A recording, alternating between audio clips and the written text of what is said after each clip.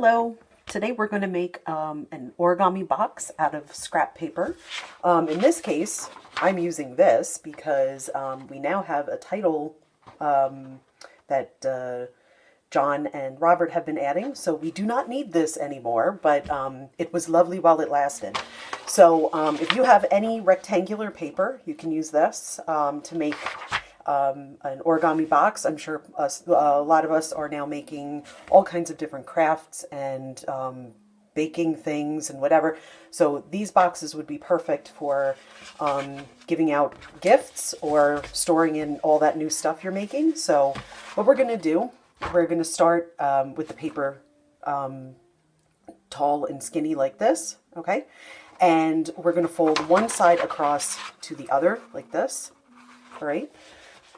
So one long side to the other long side, and make a fold down the middle, and then unfold. So now we have center fold right there. Now we're going to do what's called a cabinet door fold, where we're going to take the outer edge here and here, one at a time, and fold them into the middle, one side and then the other. All right, so let me just do that and I will show you. And we can all be on the same page. Like this, okay? And we're going to unfold that as well, all right? And now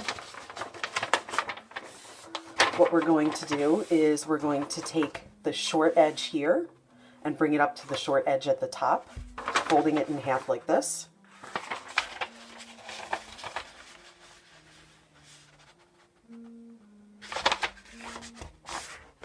Okay, like this. We're going to open it back up. And now we have a fold going horizontally across the center of our page. We're now going to do another cabinet door fold, but this time folding the bottom up and the top down. Again, we'll do that one at a time. Stray piece of glitter. This is one of the hazards of sharing my work and craft space together. But it's okay. We make it work. We're all making it work. And the other side in like that.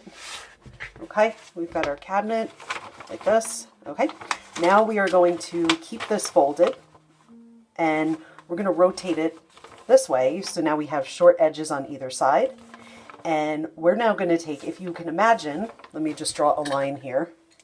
We have a total of 8 rectangles, and my folding skills might be pretty decent, but my drawing skills and my handwriting skills leave a lot to be desired.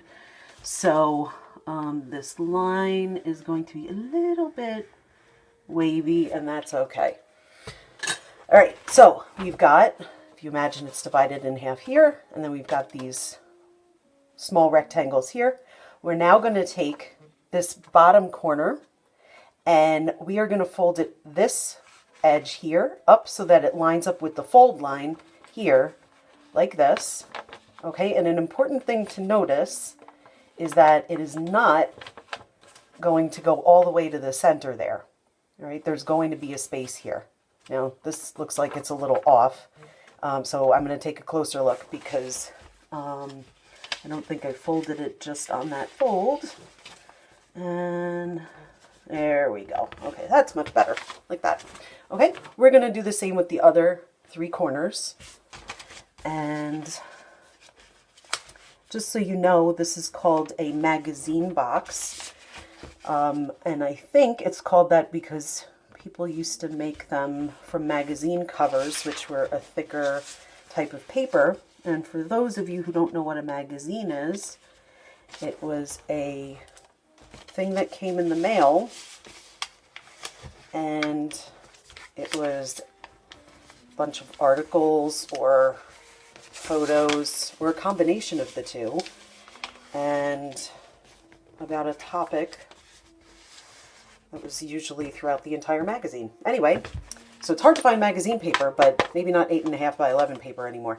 So, all right, so now we have something. Oh my goodness, I skipped ahead. Sorry, I was talking and not paying attention. Now, okay, we've got this football shape, right? So, what we're now going to do is we're going to take this center part here. This is called the raw edge of the paper, okay, and this is a folded edge. So just so you know the difference between the two, the raw edge is where the actual edge of the paper is, and folded edge is just where the fold is going to be. So you could unfold this, but obviously you cannot unfold the raw edge of the paper.